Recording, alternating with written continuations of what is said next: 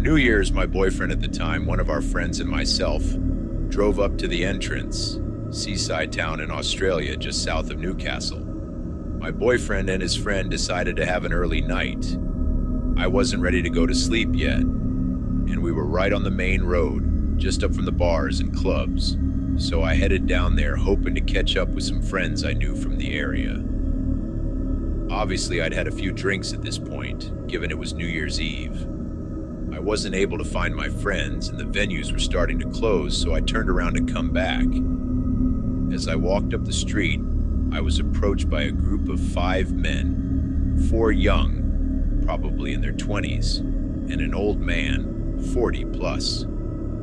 There wasn't many people still on the streets by that time. They struck up a conversation with me and offered to give me a ride.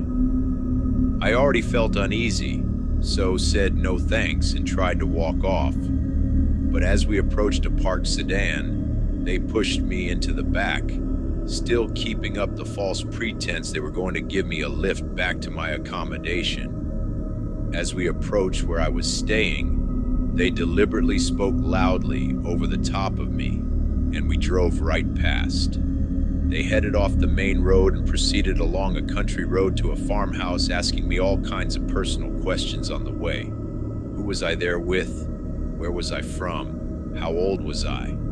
At this point, I was thinking, I'm not going to get out of this, and was having flashes of what I'd seen over the years on TV about the UnicornsnRainbowz murder. I kept my cool and answered them in a way to let them know that I had someone expecting me, who would notice my absence soon.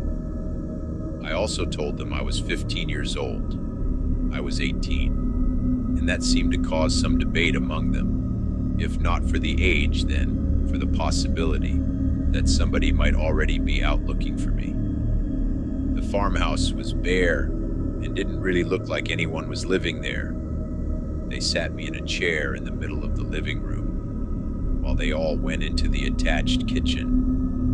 I could see them debating nervously amongst themselves, looking over at me through the countertop opening in the wall, like they couldn't agree on anything. One of them kept asking me if I'd like something to eat or drink, which I refused.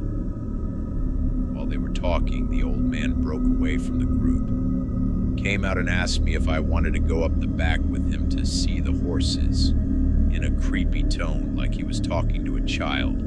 I made up a reason to refuse, like I didn't like horses. I think it was at that point I figured out this was his idea, and the young guys were having some serious regrets.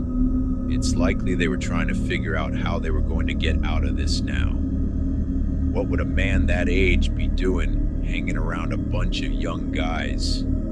Everything about him gave off unhinged vibes.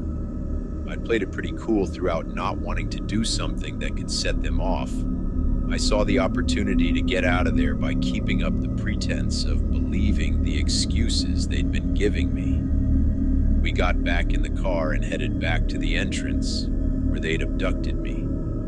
I was relieved I got out of there, but what surprised me even more was the driver didn't just put me out by the side of the road or drop me off directly. First, he dropped every other person in the car off except the old guy, who stayed back at the farm, to their homes. I couldn't believe it in light of what had just happened. I'd seen his car, I'd seen their faces, and I saw where they all lived. It didn't at all seem consistent with people worried about getting caught. Initially, I thought they were going to kill me when they got done doing whatever they had planned, but this made it look like it had been done on a whim, and they hadn't thought it through. I would say at the suggestion of the old guy who thought he was going to orchestrate this whole thing. By the time he finally dropped me off at my accommodation, he was apologizing profusely. I immediately told my boyfriend and his friend what happened, and they both accused me of lying. I think that was probably the most upsetting part. I arrived back just on dawn, so I would have been gone for about 4 hours, and nobody had even been worried, let alone gone out to try to find me. When I got back home to Sydney, I told my parents what happened, and they didn't believe me either. I I strongly thought the police should have known about it in case that was a practice run for them, and they went on to do something nasty to somebody else. I'm certain the old guy would if he hadn't already. The young guys, I think, were just kids who he had managed to talk into that harebrained idea, who bailed out halfway through when they realized what they were getting into. Nothing had happened to anyone before that event or since. I've told a few people over the years, but they've generally not known how to react, or just brushed it off as it happened a long time ago. I haven't heard anything about any similar cold cases or anything else come up that I could call and offer potentially useful information on, so I'm hoping that nothing else did happen to anyone. This happened about a year or so ago, but I just read something fairly similar, and it reminds me how it still gives me the chills. I have 3 kids who were around 9, 7, and 2 at the time, and also living with my husband. We live fairly rural in the UK, just on the outside of a small village. Every night, I always check the door is locked, and sometimes even the chain put across as well. This night was woken up very abruptly by a very harsh banging on the front door. At first, I thought it was just someone drunk thinking it was their house, but they started trying to turn. Then they handled. My husband weren't near to the door, and I stood on the stairs with my phone in case I needed to call someone. My husband told the man he had kids in here that were sleeping and to go away right now. The man started rambling and slightly slurring. It wasn't extreme slurring, but his voice wasn't quite right. It seemed clear he was either on something or mentally unwell. He kept asking for a certain woman's name, and my husband told him that there was no woman with that name here to go away now. The man kept saying we were hiding her, and he was coming in. During this period, there was a lot of very strange sounds coming from behind the door. Thumping, scratching, and another wound I couldn't quite place. My husband then told him that I had called the police. He did a few more frantic thumps, then, I assume, left.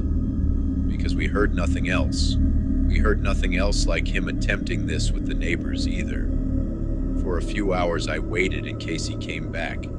I had a tennis racket I'd have used if I had had taught. Luckily, it didn't come to that. In the morning, as it was a weekend day, I decided to check outside. And honestly, I did feel a little ill. There was a massive dent in the door, which I thought surely a fist alone wouldn't have caused. Then on the door and the panels near the door was fingernail marks and blood. It wasn't a massive amount, but enough that it needed to be washed off. Took pictures first, though. Between the door and where the bins were was a smashed ashtray, also with blood on it, and it lots of pieces. One of the outdoor plants had also been tipped out, so plant and soil all over the floor. My best guess is he tried to smash with the ashtray and cut himself, but that's merely speculation. My blood ran cold. How clearly aggressive this man was, and we have absolutely no reason to be targeted. We told our neighbors, who were absolutely horrified. They said they thought they heard something, but thought it was a drunk.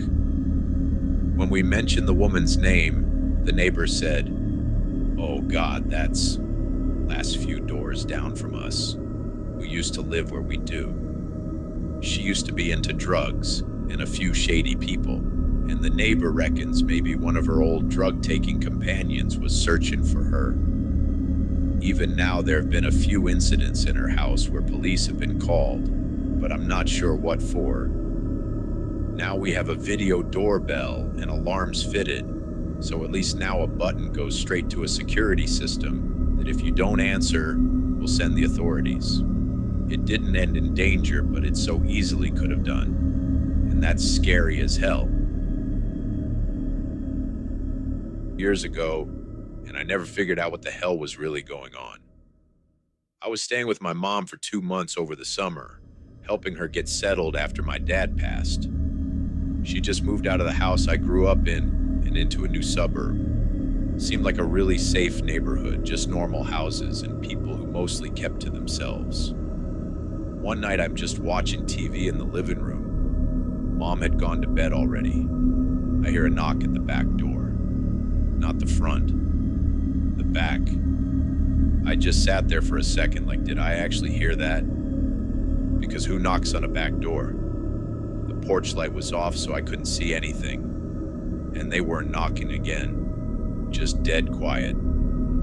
Eventually I got up and went to check, flipped the light on, and there's this guy standing there on the back patio, mid-40s, kinda average looking, gray hoodie and jeans, hands in his pockets, just standing there, not looking at me, just staring at the ground. I didn't open the door.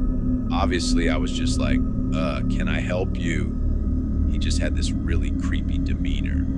Took way too long to respond to the question. When he finally looks up, it's real slow, and IDK, his expression was just off, kind of blank, but like he was trying really hard to look sober. He smiles at me through the patio door and goes, "Sorry, man. I think I left my jacket here." I just stared at him. "'Cause what?" I tell him. "You got the wrong house." And then he does this thing where he tilts his head just a little like a dog when they hear a weird noise. And he's still smiling, but he doesn't answer. Just stands there. After a few seconds, which I swear felt like minutes too long, he finally says, "Oh yeah, okay, my bad," and turns and walks away. I made a huge mistake here by immediately turning off the back light.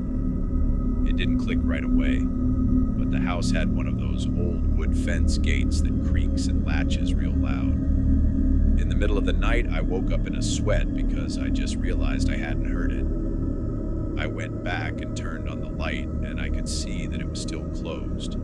He would have had to open it and shut it without me hearing, and I just don't think that could happen. So I try to turn on the porch light to see if anyone was out there, but it doesn't turn on. I sat in the kitchen until the sun came up, just waiting for something to happen. Once it was light out, I went outside and checked the porch light. It had been unscrewed just enough so it wouldn't come on. We called the cops. They came by and looked around. They found that the wood on the front door was chipped up right around where the deadbolt is, as if someone was trying to pry the door open. They also found out from a neighbor that someone had been snooping around the backyard earlier in the day when my mom and I were out shopping. The worst part about this story is that there's no resolution. The guy never came back. Nothing weird ever happened again that my mom has noticed. I eventually had to leave, and she still lives in that house alone.